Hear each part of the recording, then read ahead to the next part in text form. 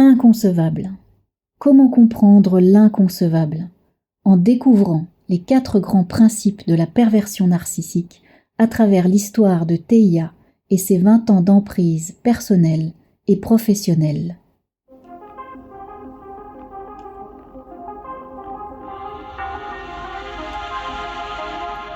Si vous en avez marre de vous sentir sous pression et de subir les multiples impacts du stress toxique sur le cœur, le corps et le mental, vous êtes au bon endroit.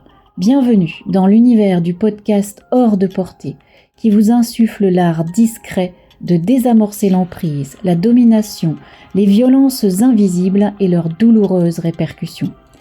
Vous pourrez y découvrir les puissants atouts de l'intelligence synergique pour déjouer les toxicités, construire des stratégies de sortie, développer des méthodes personnalisées de sécurisation et de décision en toute sérénité, évacuer les pressions et désactiver le stress chronique qui y sont associés, booster le sens et la joie de vivre qui sont les meilleurs antidotes aux toxicités et enfin, découvrir et créer un nouvel art de vivre votre liberté.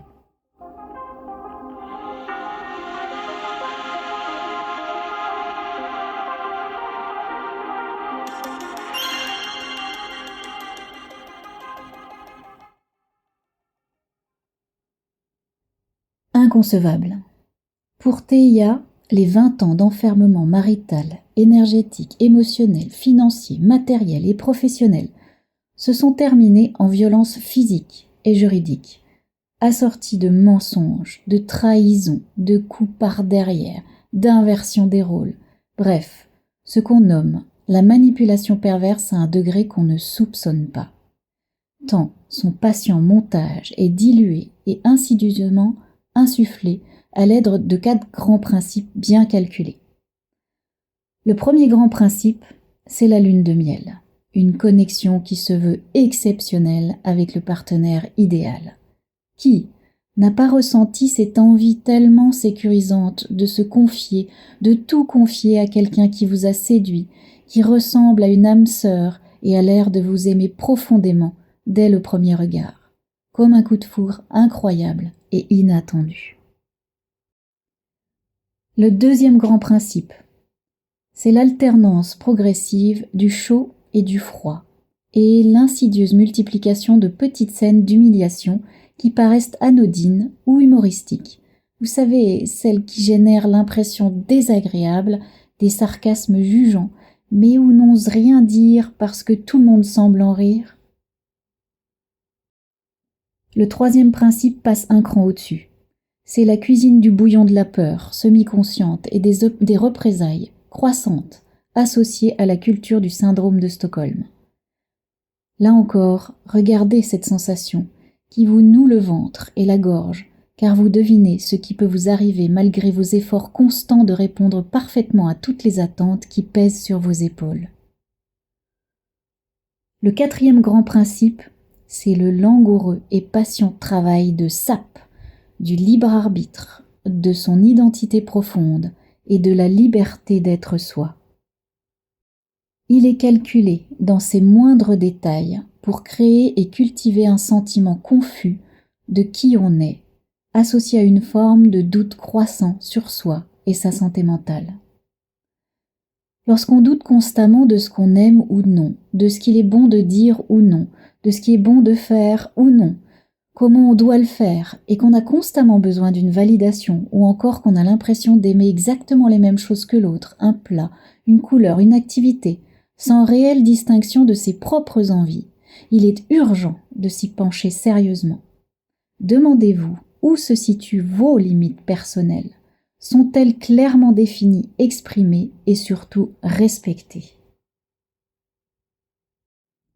Pour reprendre le fil de cette histoire dramatique autour de Teia, de cette étrange association double décennale à sens unique, dont elle a compris bien tard les origines et l'intention destructrice derrière des apparences bien sous tout rapport, sont issus 2 enfants. Et si Teia est vivante aujourd'hui, c'est grâce à l'amour qu'elle leur porte, et à leur présence tant désirée, et à la détermination d'interrompre cette spirale transgénérationnelle, toxique, contraire à la vie, pour eux, pour elle, pour tous ceux qui en souffrent, pour tous ceux qu'elle aime. Alors vous vous demandez peut-être comment tout a basculé vers la prise de conscience. Eh bien, quand elle a commencé, tout doucement, à faire de la résistance passive d'abord, comme une forme de protection inconsciente, les manipulateurs en ont horreur. Et puis quand elle a osé dire non de façon indirecte, puis directe, là encore dans l'instinct de protection de ses enfants.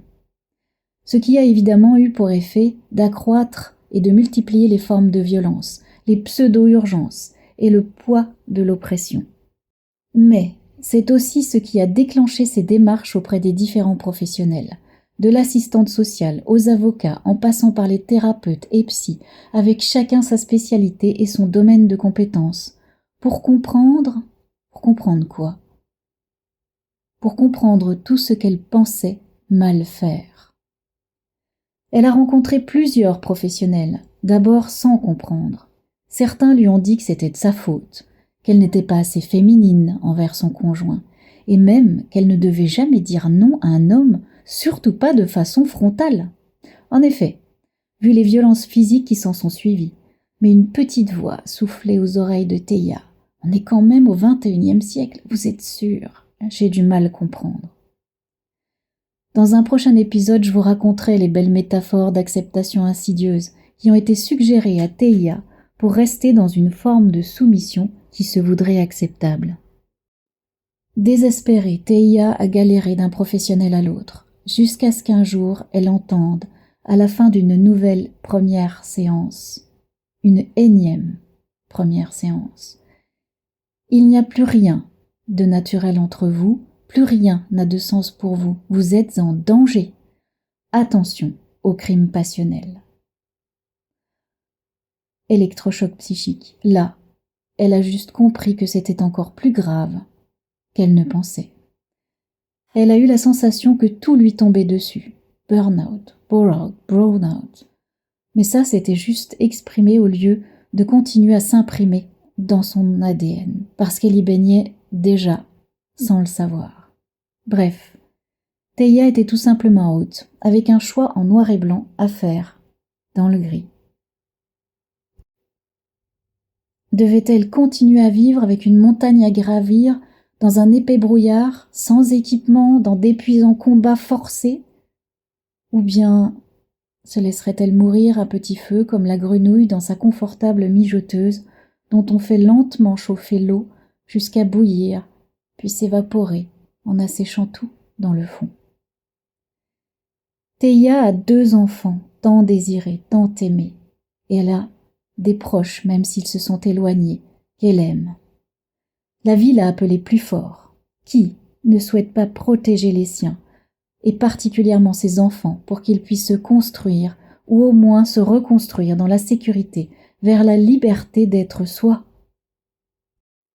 Et ça a été le début d'un long cheminement, pour réaligner le cœur, le corps et l'esprit qui ont été souillés, toxifiés, brouillés, saturés de stress chronique, pour retrouver un sens à sa vie et développer un nouvel art de vivre sa liberté en toute sécurité et sérénité.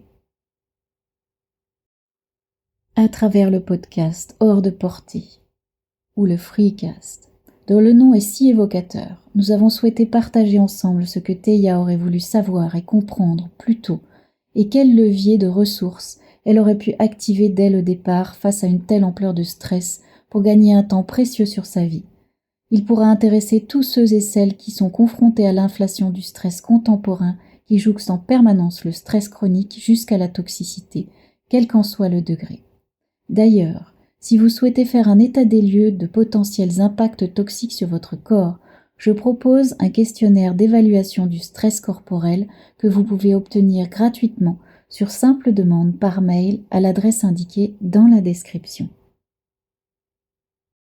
Je vous remercie du fond du cœur d'avoir écouté cet épisode jusqu'au bout pour Théia et pour tous ceux et celles qui cherchent des solutions de sortie aussi douces et efficaces que possible et qui aspirent à une vie meilleure et libre.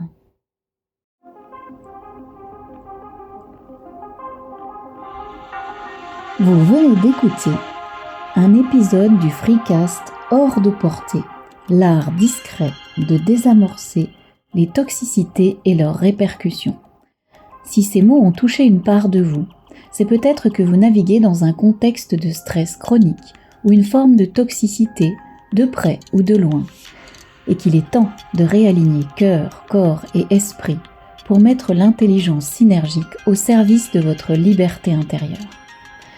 Dans les prochains épisodes, je dévoilerai pas à pas, en seul ou en compagnie éclairée, nos découvertes, nos stratégies d'apaisement, de sécurisation et de libération, ainsi que des outils concrets qui transforment le stress chronique en sérénité. Ils sont également approfondis et personnalisés en séances d'accompagnement, en ateliers sécurisants ou en formation.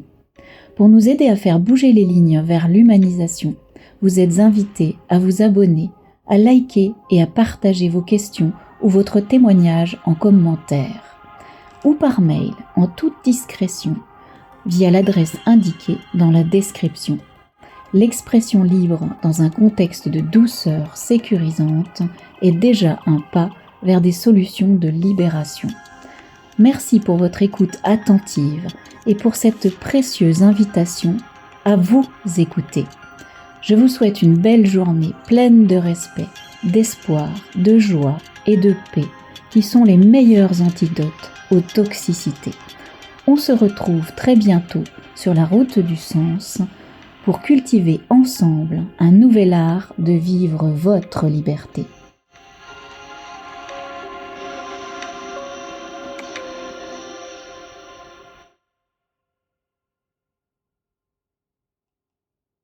Touche finale.